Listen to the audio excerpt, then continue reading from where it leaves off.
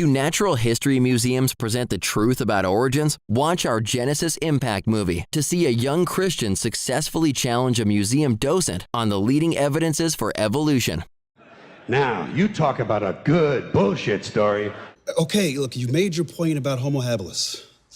Suppose you know all about the next in the evolutionary lineup, Neanderthals.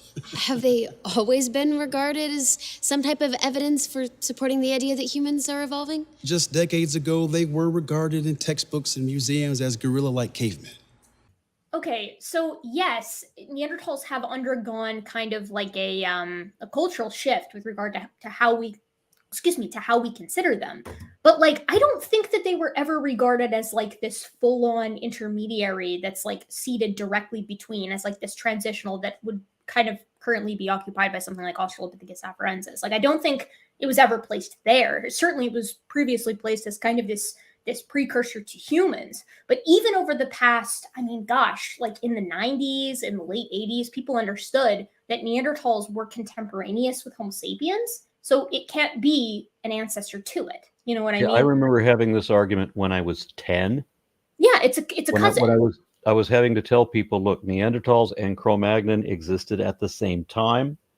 One did not come from the other, but it was predicted that there would be other groups, that are morphologically distinct from us, that are also within the genus Homo, which means that they are human. Of course, all genus Homo are also within the parent category of Hominoidea, so they are also ape.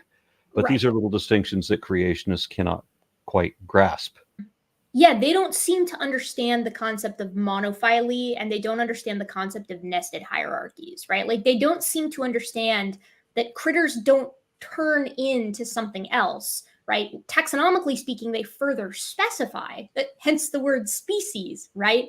That they kind of from parent population to descendant population, they further specify in their characteristics, and this makes sense only in the modern context, right? Like, moving back in time, the concept of species gets harder and harder to define, which is why we tend to use the biological species concept in the present and the evolutionary species concept in the past. But like, you're not changing families here, right? Like, you don't go from the mammal family to the ape family, right? You're in the class Mammalia and the family Hominidae, or in the superfamily Hominoidea. You see what I mean? Like, but they don't understand. They think that you're like transforming instead of further specifying, and that nested nature is something that always seems to go over their heads. The way that they used to depict Neanderthals was like a famous example is like 1 million years BC. There was all kinds of propaganda in that and other movies of its kind at the time, where you had the one group of people who are very selfish and they're cruel with each other, and then you have the blonde tribe where they've learned how to share and be civilized and care about one another. And that's the message that they keep trying to relay in these movies. And that's the way that Neanderthals were depicted, as if they were the selfish, violent, brutal ones, because these movies were made by people who saw other indigenous groups as being savage. Yeah, I mean, there's that, and then there's also this element of like the robust morphology of Neanderthals compared to like the more gracile, anatomically modern Homo sapiens, right? You're kind of comparing apples to oranges there, because like if you go back in time 300,000 years ago, Homo sapiens at that time also had pretty robust characteristics, and as you said, they tend to do a one-to-one through line with robust characteristics equals savage and brutish and primitive, and all of these characteristics, which is funny because, like, as we both know, the brain case sizes of a lot of these guys were actually larger than the anatomically modern average. Neanderthals got up there into 1700 cc's. That's a lot. Now, the regions emphasized were certainly different. They had an occipital emphasis, while we have a frontal emphasis, which may be coinciding with this weird mutation that occurs somewhere along the lines of like 100,000, 150,000 years ago, if memory serves, of this gene called transketolase like 1 that increases the radial glial cell production. So it kind of explodes the frontal lobe and neuronal density even more. But like at the time, 300,000 years ago, 200,000 years ago, what would have been humans, what would have been Homo sapiens, when I say humans, I mean Homo sapiens here. And what would have been Neanderthals, they would have been pretty on par with one another. No, so just remember when I say that I understood this when I was 10, remember that I'm 60. So we are talking about half a century ago. Yeah. But now we know that they had families with humans. That's probably because they were humans. Yes, DNA samples extracted from them show that they were basically human.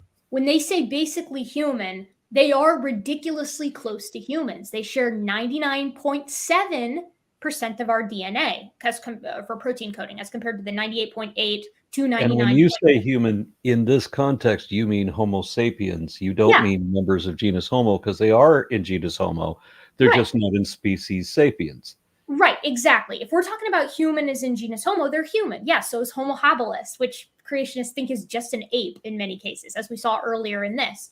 But when I'm saying Homo here, I'm meaning, Homo sapiens. Now, the two most disparate humans on the planet are 99.9% similar to one another. Neanderthals are 99.7% similar to any given human. They're outside of our range, genetically speaking. Now, that doesn't mean that they weren't human in the sense of like very, very similar to us and a member of genus Homo, but they weren't Homo sapiens. They were distinct. And this is something that's appreciated by everybody in the paleoanthropological community. So is a basset hound distinct from a dachshund? This is the way that people have to view that. Do you realize that everybody accepts that basset hounds and dachshunds are related, but they are also distinct. They're genetically distinct. They're morphologically distinct. And this is the way we have to look at Homo sapiens and Homo neanderthalensis. Yeah, I mean, and again, like I take the position that they are distinct enough to be their own species. But again, the biological species concept is hard because of evolution. It's also irrelevant here. We're just talking about how people evolved. Yeah. Oh, yeah. And I mean, Neanderthals were capable of so much. They did so many different, they had so many different cultural innovations. So did Denisovans, so did Homo erectus, right? All of these, so did Homo naledi, if what's coming out right now is going to stand the test of time here. There's more than one way to be a hominin. There's more than one way to be human. But Homo sapiens is the only hominin alive today. We're the only survivors. And we are distinct from these other groups in the past.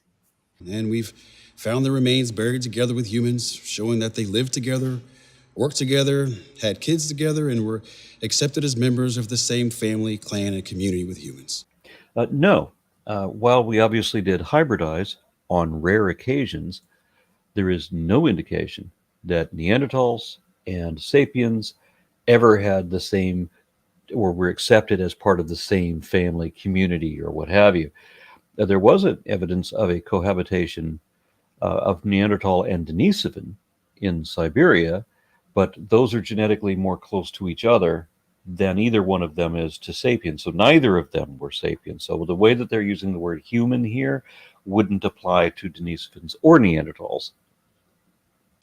Neanderthal burial sites include jewelry and purses, artwork, weaponry, and some grave sites even have clues of burial rituals. Neanderthals absolutely did a myriad of different fascinating cultural behaviors that are really similar to what humans were doing at the same time. We could interbreed, and there are cases of humans and Neanderthals forming hybrids both in the fossil record, and the fact that we carry their DNA today is kind of a testament to that. But they also hybridized with Denisovans and Denisovans with them. It was probably possible, and we don't know this yet because we don't have any DNA, that we could potentially hybridize with Homo erectus as well. I mean, this isn't very surprising to anybody. And folks, especially since once we got the first DNA out of a Neanderthal, folks have been like pretty okay with the idea that this hybridization could occur. But that doesn't change anything. Neanderthals were wholly distinct from Homo sapiens. They had their own lineage, their own history for hundreds of thousands of years before humans came on the scene, right? They diverged from Homo sapiens. Our sort of lineage diverges from them at the older estimate is around 700,000, 800,000 years. And then around 500,000 is proposed to be the split between Neanderthals and Denisovans if we're using those earlier dates. That's a long time to be living and evolving and adapting to environments that Homo sapiens didn't even touch. We were in Africa as a species until about 70,000 years ago, right? We didn't foray into their territory until very late in the game. So to say that we were just constantly this hodgepodge mishmash of like interbreeding populations like for the entirety of our species' history is to kind of downplay their own individual success story, I think, because they make it all the way up to Europe, adapt to that landscape. Denisovans does the same thing with Asia, right? They didn't need Homo sapiens for that. In fact, we kind of co-opted some of their genes into our own evolutionary history that still exists today, long after they've gone extinct. So if I remember correctly, if you go back in time far enough, if you're in like 100,000 years ago, if you were in what is now Israel, you wouldn't find Homo sapiens, but you would find Denisovans and you would find Neanderthals. And then you don't get Homo sapiens in Europe until about 40,000 years ago. Well, what's interesting is that so I don't know about Israel specifically. If you go to Crete, the Apodema sites, what's fascinating is you get a 210,000 years ago date. I think it's 210,000. You get a Homo sapiens skull, like something that is Homo sapiens clockable as Homo sapiens there, leaving Africa. And then in the very next fossil that you find in that location at about 190,000 years ago is Neanderthals. So Homo sapiens tried to get out of Africa several times, it seems, failed, and was replaced by other hominins locally. And then eventually we finally get out of Africa and we actually manage to make it to these locations and either outcompete, outbreed, something of those lines, or maybe just outlast these other hominins that were living at the site. So Neanderthals, this is the idea that, as I understand it, right? So like Homo erectus leaves Africa and there are populations of Homo erectus that make it far out into Asia. You've got this group of like kind of Homo erectus, kind of Heidelbergensis, what we would call a Heidelbergensis, and kind of Rhodesiensis, this big smear of late genus Homo characteristics that are evolving in Africa, Europe, and Asia. What ends up being like firmly cemented in Europe are these populations of distinct critters, the Neanderthals, and they have morphologic characteristics that distinguish them, right? The occipital bun, the retromolar gap, the large nasal aperture, the platycephalic skull. And then out east, you've got Denisovans that put their roots down there and ostensibly seem to replace Homo erectus.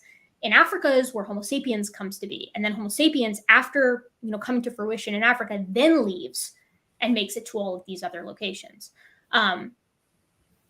So like their histories are distinct. They're intertwined, like a braided stream, but they're unique. In fact, they've recently found that Neanderthals combed beaches and went diving to find certain shells to be used as tools. That's definitely not my dad or my grandfather's version of Neanderthals, where they're presented as brutish, gorilla-like cavemen carrying clubs, just like the slides you showed. Could you pull those up? But now they're diving for shells found buried with humans, creating artwork and musical instruments. They're even portrayed in museums as sporting stylish ponytails and suits. And the images that they want to show in this, like some guy apparently drew for a newspaper and drew Neanderthals as looking ape-like. I never saw that illustration that they're showing until I started arguing with these people. Honestly, I mean, because I just studied with the way it really was and never saw these weird newspaper depictions that they're referring to. So the way that they are saying that Neanderthals used to be depicted that way, yeah, in a tabloid maybe. Well, and the thing is again, like there's like a through line being drawn here of like the large protruding brow ridge and the kind of platycephalic skull that is similar between a lot of the earlier hominins and like some of the non-human hominids today, things like chimps and gorillas and things like that. It doesn't have any bearing on their cognitive ability. Like it's not a strike against them if they have a large brow ridge or a sloping forehead rather than a vertical one. In fact, anatomically modern human traits come mosaically through time over the past 300,000 years ago, right? Or over the past 300,000 years. We early Homo sapiens from like Jebel Irhoud, they have pretty primitive morphologies. So what I'm saying here is like when these were originally dug up back in like the late 1800s, early 1900s, and clocked as something that was in the hominin family tree, that's all we had. You had anatomically modern humans, you had anatomically modern non-human hominids, and you had a Neanderthal skull cap and a Neanderthal brow ridge, or like early Homo erectus stuff from Trinnell. So I think it was reasonable of people to pull these up. They look different than humans, and the concept that other things have been evolving for just as long as we have, or evolving indeed in their own direction, was completely foreign to them. So they naturally just said, okay, well, it's somewhere in between us and this ambiguous ape-like ancestor. And it's probably, if we sat down and looked when those newspaper drawings came out, I would wager it would be right around the time the very first Neanderthal fossils were coming to light. In which case, your average run-of-the-mill person, your cartoonist who's doing the art for this, is going to be someone who doesn't even have a concept of hominin evolution, because it didn't exist yet. And the creationists like to play on that. You know, when some popular magazine hires an artist with no scientific degrees, as if this is what science says. No, this is what a cartoonist, an illustrator, a lay person thinks in their own mind, and then puts in a popular magazine. And very often these are like tabloid type magazines, popular press kind of things. Right. So they're not scientific journals at all. I can tell you from memory, while I can't speak to the way that it was viewed 100 years ago, I can definitely tell you the way it was viewed 50 years ago, and it was virtually the same as they are now. I remember explaining to my own family that I put it like this. I said that modern humans, as anatomically modern humans, and Neanderthals are like siblings, and their parent is like what was it, Homo? It would be like a Heidelbergensis. Yeah, it and would be like grandpa was in this analogy. If dad is Homo heidelbergensis, then grandpa is Homo erectus. Sure, right. It's you're experiencing like a bifurcation, right? Like a splitting there, right, around Homo erectus, Homo heidelbergensis.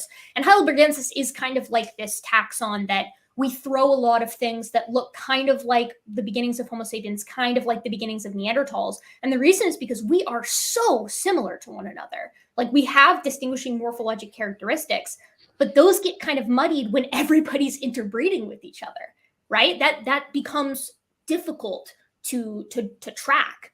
And just because you found a new find doesn't necessarily mean that it is a new species. And when as you know, getting into paleoanthropology, it's difficult to ascertain, are these deems? Are these what somebody would classify as a genetic race? I mean, or are they subspecies? Are they distinct species?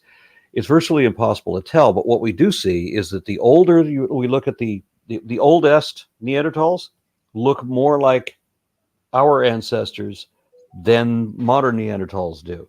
So they look very much alike. As one of the laws of evolution. The further you go back, the more similar they are, and that the more recent versions were more distinct as they grow apart. Because they evolved in their own direction. The same is true for Denisovans. And if the Harbin skull ends up turning, Homo longi as it is, turns out to be the same. You're talking about Dragon Man? Yeah, if it turns out to be Denisovans, as many people are proposing, and then that would obviously turn the Denisovan specimens, that name would disappear and they would become Homo longi, and instead of Homo denisova, which is kind of its own. People are weird about naming, but if that happens, I've had this argument with why do they call it Basilosaurus when we know that Zooglodon was the more appropriate name? Yeah, exactly. And the reason is because the ICZN is like, they have their rules and they're old fashioned. They like to stick with it. And like the whole thing where you have to petition to get a name changed, it's like a 10-year ordeal. It's just insane. And that's when the junior synonyms and all that stuff creates even more drama. It's just a whole mess. Regarding Homo longi and why there's uncertainty about this, Denisovans were identified by finger bones, by the DNA in finger bones. So we have a finger bone which by itself is not diagnostic of anything until somebody scanned the DNA of it and found that it was more similar to Neanderthals than to Homo sapiens, but distinct. A distinctly different group. Yeah. But we've never found anything diagnostic as far as the skeleton, certainly not the crania. Is that correct? Yeah, so we've got the I think it's a distal phalanx. So it's like the distal portion. It's either a distal or proximal portion of the finger, right? So it's not even the full finger. It's like the head of one of the phalanges, which is kind of one of the phalanxes, a phalanx. there's a partial mandible that we have from a different section, but I believe it's just like it's just the ramus, basically, the ascending ramus, and that's pretty much it. There's not much to it, and we've got some teeth. But none of those are diagnostic in isolation when we're talking about critters that are just ridiculously similar to one another. But in the rare instance that you can actually get DNA out of a fossil, we have a unique, genetically distinct human lineage, which, if I remember correctly, has also been found within existing human lineage in Malaysian peoples and Pacific Islanders, right? Yeah, you can have up to 12% Denisova DNA in folks from Southeast Asia and up to 5% Neanderthal DNA in folks from Europe. So we find this DNA just within living people when we trace their genomes to find out that we're genetically distinct. We are clearly different races, and when I say races, I mean on a category well beyond anything that people talk about race today. We're talking about like. I mean, honestly, if we're being consistent with how we categorize species today, they're different species. I mean, they just are. If we are using how we categorize species today on genetic distinctiveness and applying that into the past, humans and Neanderthals and Denisovans are all three separate species. We are outside of one another's range, although we can still hybridize. Just for a moment of clarification, since we are hybridizing and it is fertile, and then I would think that it would have to be a subspecies classification. It depends on if you go with the biological species concept.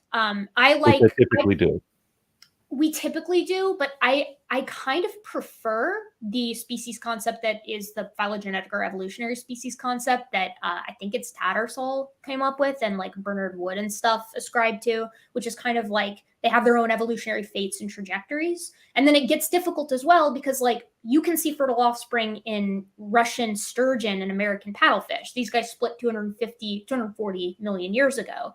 They can create fertile offspring. Are they distinct species? Well, yeah, they live on opposite sides of the planet.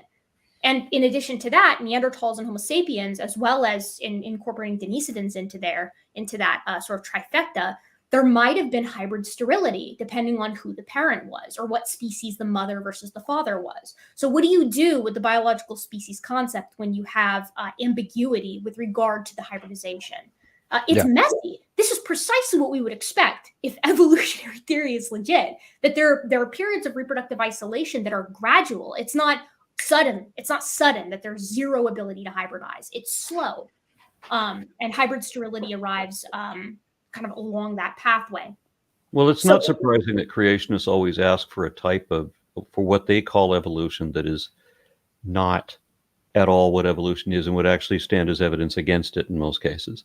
Yeah. Oh, absolutely. I mean, but you're right. Like it needs to be clear and it needs to be stated here moving forward. So like if the Harbin skull is Homo longi, which is Denisovans, right, then it has its own morphologic and genetic markers that distinguish it from Homo sapiens. Same with Neanderthals. If this is the case, then yes, both species are human, but only in the sense that they're members of genus Homo and that we share that grouping with them. They are their own distinct wonderful creatures that have their own evolutionary fates, own cultures, own behaviors, and are on their own evolutionary trackway. That is another line of support that shows us, right, that there's more than one way to be a hominid, and there's more than one way to be human.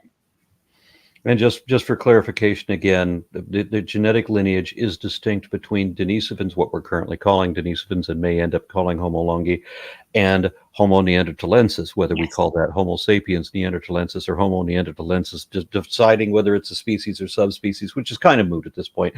But that they're two genetically distinct lines close to each other, as distinct from Homo sapiens, because they're both closer to each other than they are to us. And that's going to be relevant here, especially when the creationists again start talking about, well, how they're humans and not apes. Precisely. Yeah. I mean, because that's what they want to say, right? They want to say that when you look into the fossil record, you have these two distinct pools of organisms. You have apes and humans. And as we've said just an incalculable number of times in this series, right? Humans are apes. This is the same thing as saying you've got your dog and your canine groups. But we know what they mean when they say that, right? They're meaning that you can in what is human and what isn't in the fossil record. You absolutely can't. There is no way to draw a line in the fossil record and like clearly separate things out. It's like a color gradient. right? And it's hysterical to me because like you see very frequently they'll cite from this paper called Australopithecus to Homo, the transition that wasn't, and they think based off of the name, because they only ever read the title, that shows that this transition didn't occur. The paper is about how smooth the transition is. It's by Kimball, right? So it's about how you can't draw this line because there's no line to be drawn. It's too smooth. And that's what we see all through hominin evolution. They want to say Homo erectus is where we draw the line. Which Homo erectus, right? Are we including ergaster? Are we including Trichonoboi, that specimen? Are we including Demisi? Like, are we including the early Homo spa from 2.8 million years ago, a Homo habilis, ostensibly a Homo habilis mandible? Is that human? Right? They never, and this is why they never. They're still making references to Peking man. Yeah, they're still talking about, and Nebraska man. That's what I was going to talk about earlier when we were talking about this idea of like drawing a newspaper drawing, a cartoonist. They're like, oh, Nebraska man, they drew a whole picture of a caveman based off of a pig's tooth, and it's like, no, a local like artist drew that picture on the rumor that maybe a hominid tooth at the time they were still calling them hominids. We also have to throw out that the Illustrated London News back then was essentially the weekly world news of the 1970s. It's just a trash tabloid. Well, and the second anthropologists got onto the scene and evolutionary biologists, they took one look at the thing and they were like, well, peccary teeth do look very similar to those of other omnivores, like hominins, for example, but they do have diagnostic characteristics, and this is clearly a peccary tooth, not that of a hominin found in North America. And this was like immediately caught right off the bat. So I also like the claim, not to stay on this, but I like the claim that this tooth fooled the worldwide scientific community when it actually fooled exactly one guy, and every other person said, nope, you need more than that. There were doubters on Piltdown Man as well. I mean, that's ironically the same guy. Yeah. People with the Henry Fairfield Osborn was running the American Museum of Natural History. He listed the Piltdown as a mixture of human and ape fossils. So why would he be so astute in that observation and yet blinded by or confused by his own discovery? Maybe he was just being hopeful, but we see the biases in people. Of course. And I mean, the thing is like, there are mistakes in science. The fact that there are mistakes lets us know that it is self-checking. That's how we know that we can catch ourselves and alter our opinions when new data comes to light. As I've said, again, numerous times in this series, that's the greatest strength of science. But they love to point to these and say, oh, you see, you changed your mind when new data came to light. I guess you could just throw all of science out. And it's like, no, that's what you guys do. That's doctrine. That's not what science is. That's not what it's supposed to be. And if we ever find ourselves in that kind of rut, we are doing something wrong. If there's ever an idea in science that is unchallengeable, we are doing something wrong. That's why everybody, if they've got the data and the chops to back it up, they can come forward, they can publish whatever they want. And if it can stand peer review, then you've got something cool and interesting on your hands, maybe an entire paradigm shift. And this is why creationists never publish in actual journals, because they know that their work can't pass that muster. They could do it. People do it all the time, but they won't, right? Like they won't do it. They publish their passable work, because there are creationist PhDs out there that do actual conventional science. They will publish that work that they know is decent in journals, and then they will take their creationist work, which is, as they surely know, several calibers below what is actually passable as real work, and they'll publish those in the creationist journals. Case in point, Jeffery Tomkins, my nemesis. Anyways. So much for that evolutionary icon. So much for that evolutionary icon that, as I said, I understood 50 years ago. We're talking about a sister species. Whether it's a subspecies or it's a distinct species doesn't matter. They're still genetically distinct from us. They're two different lineages that branch off the same common ancestor. So she didn't dispel anything. What she's talking about is she wants to imagine an ape that has no more intelligence or culture than an ape. In her standards, she's talking about a chimpanzee. Yep. When she says ape, she means chimpanzee. And she's not even allowing that there can be subgroups of apes that are not chimpanzees and that can include humans, and that some of them can be really smart and cultural. Oh yeah, I mean, we could talk all day about the capabilities of non-human hominids today. I mean, I firmly take the stance that just looking at extants, the differences in Homo sapiens are, however extreme, differences in degree, not kind. I would take that stance.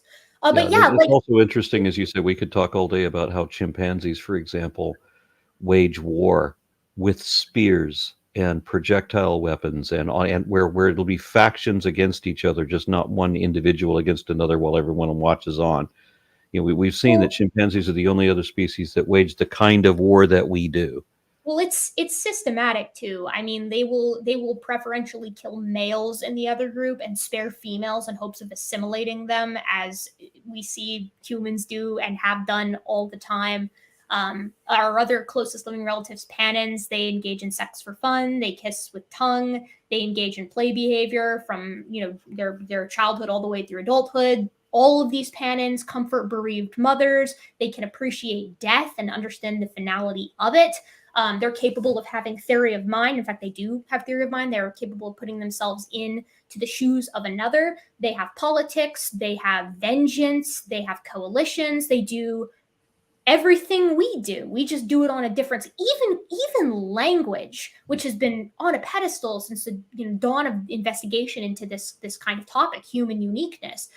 They have a basic version of. In fact, chimpanzees share 90% of the gestural repertoire with human toddlers. These are innate gestures that don't need to be taught. We share this with one another. And adults can still interpret the majority of those signals as adults without being taught what chimp signals mean. We still retain that understanding of gesture deep in our evolutionary past. These guys understand so much more than we give them credit for. Like, language is just a souped up version of any basic kind of communication. And we see grammar in Campbell's monkeys and Menzerath's law in geladas and syntax in chimps as well.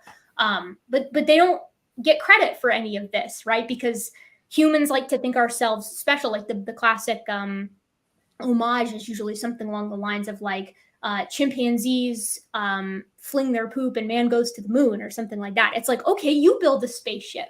The only reason humans are capable of doing that is because of shared cultural knowledge and the written language, the written word.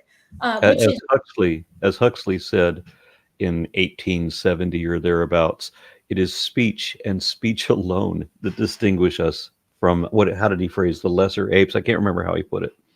Take any of these guys who are saying this, that man goes to the moon, chimpanzees can't possibly do that, right? Like, take any of these guys and stick them on a desert island and just let them live out the remainder of their life there, and then give it 5 million years, let an alien civilization come to Earth and dig up their skeleton from this island. They would be indistinguishable in their cognitive capabilities from any member of Homo habilis or earlier, because the best they could do is form stone tools and build thatched huts, because they don't have the cultural ladder. They don't have access to it. We are where we are today because we rely on each other, right? Newton didn't discover relativity. Einstein did, because Einstein had Newton's work to work off of. He didn't have to discover every single step of physics. He built on what came before. And we're nothing without that. We can't survive without each other. That's one of the fascinating parts about humanity, is our interreliance, our groups. But like, they just don't, this doesn't seem to resonate with them. It's silly, right? But we won't have to harp on that. Could you pull up the slides you showed that showed the different human evolution tree? This one? Can you explain this slide to me? Sure. It shows the idea of the human evolution tree over time. This chart is from Professor Klein at Stanford. It was published on the 200th anniversary of Darwin's birth to show how much we've learned about human evolution since Darwin's time. And what do the 8 question marks on the chart mean? Well, they are inferred relationships between the different fossil icons in the chart. Same with the dashed lines and the thin solid lines. They show the theoretical evolutionary connections between the fossil icons. They're all based on guesswork? Yes, only the thick vertical bars show the actual fossil evidence that was discovered. Sir, there is no fossil evidence connecting Artie to Afarensis, none connecting Afarensis to Habilis, none connecting Habilis to Ergaster or Erectus. Okay, so if it's an investigation, then you have to come up with hypotheses and weigh them against the evidence, right? That doesn't necessarily mean guesswork. There's guesswork involved, but you're also testing it, which is what makes it a hypothesis.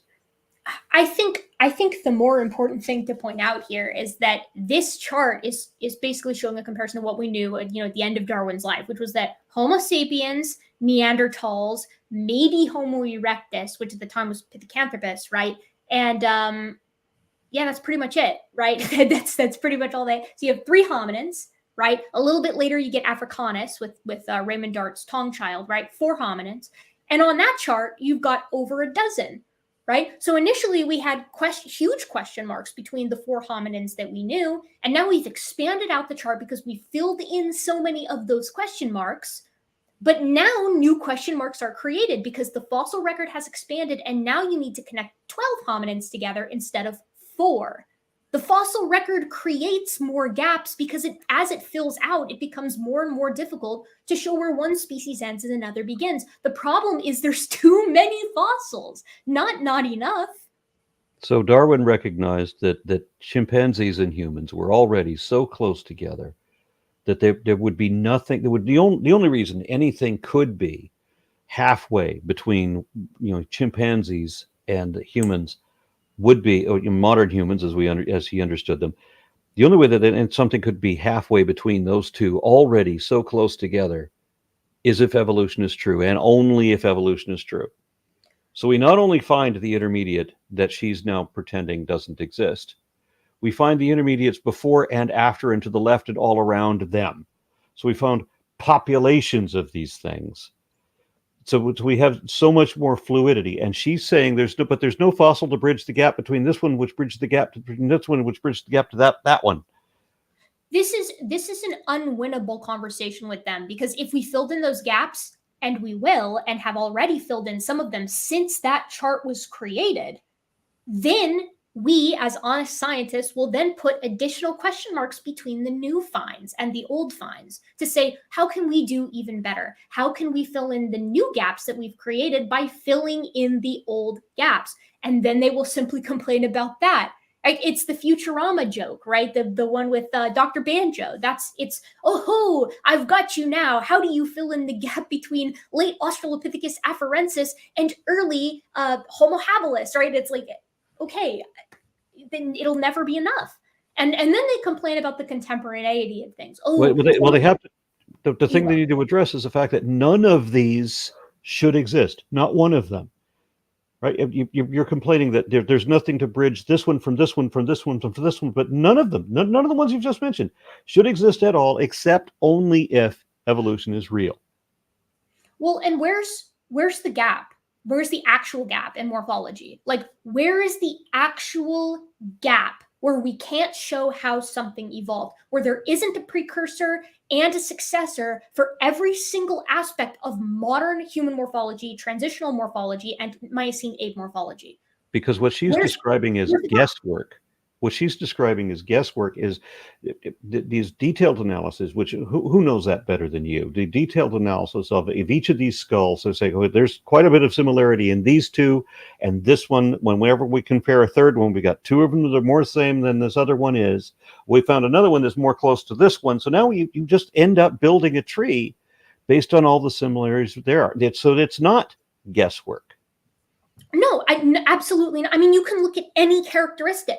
Look at tooth enamel, how tooth enamel slowly thickens over time. You could look at something like the shape of the pelvis, which is chimp-like with a tall ilium and a tall ischium, and it's very coronally squashed in your Miocene apes. And then as you reach Ardipithecus, now the ilium has shortened. It's human-like, but the ilium remains long, and it's still only partially squished. It's literally a mosaic of a mosaic in and of itself. Then you have Australopithecus afarensis, where you've got the short and squat ilium, the short and squat ischium, and the bowl shape of a pelvis, the bowl-shaped pelvis. And wouldn't you know it, every other aspect of morphology in that hominin designates a biped, necessitates a biped. It could not have moved quadrupedally, right? But so, okay, is it unreasonable then to draw a through line there to say, okay, well, 7 million years ago, we have hominids that have this kind of pelvis, the more basal version, something like what a chimp has. And then, roughly 3.6 million years later, we have something that is a perfect midline between the modern pelvis that you see in bipeds and the non-bipedal pelvis. And then roughly 500,000, maybe a million years later, you have the anatomically modern pelvis, right? Or something that is at least modern compared to what came before, right? Is diagnostically a biped. Okay, you've 1, 2, 3. You can't draw a line between those. I mean, it'll never be good enough. Nothing will ever be good enough. And no fossil evidence whatsoever connecting them to Homo sapiens in any intermediate form. What would connect them other than the morphology? We were just talking about how we have a connection from the various types. First of all, because we have 250 some odd Neanderthal fossils, or at least that I'm aware of, probably more since the last time I read on this, and that the older ones are less distinct from the ancestors of Homo sapiens, or from the Homo sapiens lineage, from the origin of the Homo sapiens lineage, and that both of these are more similar to Homo heidelbergensis, which is an apparent link between that and Homo erectus. So the Homo heidelbergensis alone itself is the thing that she says doesn't exist to bridge these. Well, you've got a bridge for every single gap. Again, like you want a bridge for bipedalism, it's Ardipithecus ramidus, right? You want a bridge for some of the facial morphology, it's something like early habilis or late Australopithecus, something like Australopithecus sediba or Homo habilis. You want something to bridge brain case size, it's Homo erectus. Sensu lato, which shows the entire expansion from something in the Australopith range in the Dmanisi specimens to something exceeding humans when you get into the, at least anatomically modern humans, when you get into some of the East Asian specimens, right? Like everything that they could possibly ask for at this point, we have, and it's not enough. And she says there's nothing to connect them. What would connect them if not their morphology? What are you talking about? What does she want? A published ancestry.com?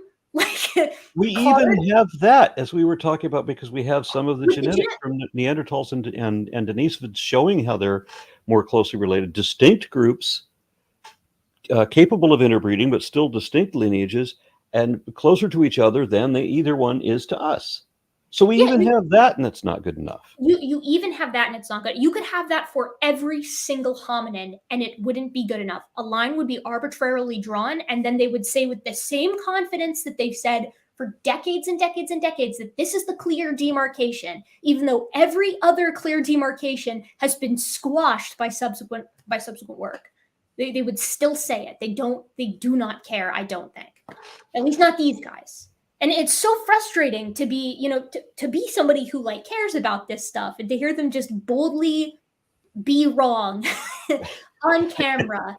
That's the thing that annoys me about creationism so much. I mean, I argue with these people on social media quite a lot, and every creationist argument, the opening post for every creationist argument is always just another stupid lie.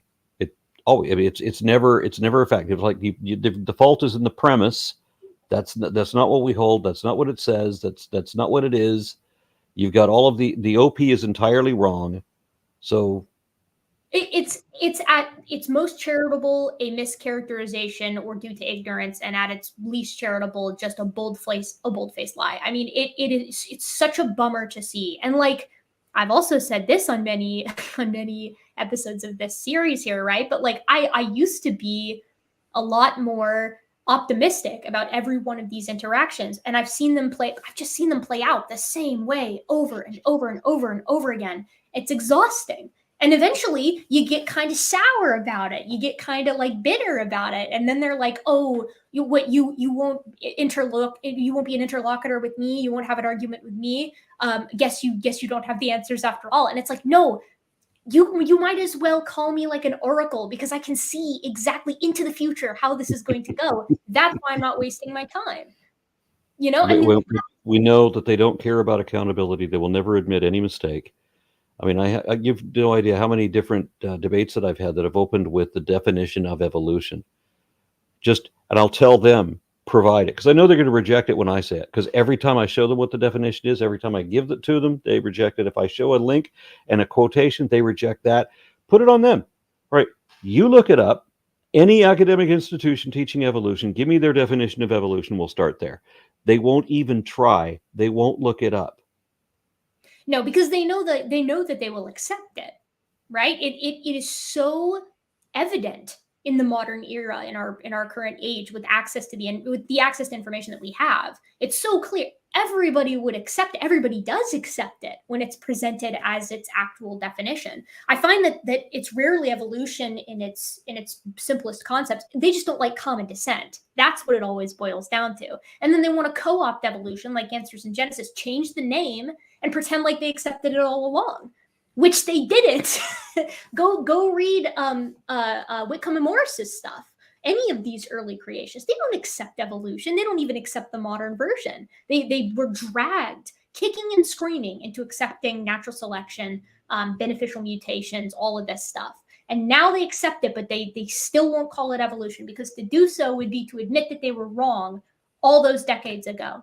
And eventually they'll be dragged kicking and screaming even further, until the last holdouts will only have their lying. That's all they'll have, is that the scientific institutions are lying to you. The fossils are fake, and it's all a lie, a deceitful and deceptive lie. And once you reach that point, there's nothing that can be done, right? Once you reach the conspiracy level, there's nothing that can be done.